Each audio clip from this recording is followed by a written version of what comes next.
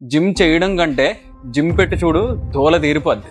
ఈరోజు జిమ్లో పాటించాల్సిన కొన్ని పద్ధతుల గురించి చెప్తా.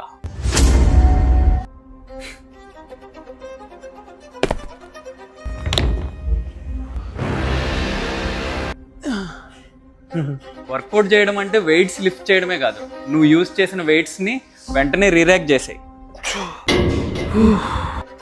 ఎవ్రీ టైం వర్కౌట్ చేశాక మీ స్వెట్ ఉంటే ఎక్విప్మెంట్ని క్లీన్ చేయండి. స్క్రోలింగ్ అయిపోయిందా గురు? ఇంకా ఎన్ని సెట్లు ఉన్నాయి? సెట్స్ కంప్లీట్ అయిపోతే ఎక్విప్మెంట్ని వదిలేసి వేరే చోటుకి వెళ్ళిపోయి నీకు నచ్చిన పని చేసుకో.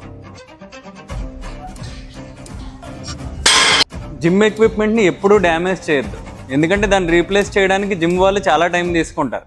సీరియస్గా వర్కౌట్ చేసే వాళ్ళకి వాళ్ళ ప్రోగ్రెస్ స్లో అవుతుంది. జిమ్ అంటే వర్కౌట్ చేయడానికే కాదు, మన బిహేవియర్ కూడా దానిలో ఒక పార్ట్. నెక్స్ట్ రీల్లో అసలు సెట్స్ ఏంటి, రెప్స్ ఏంటి అనేది చెప్తా.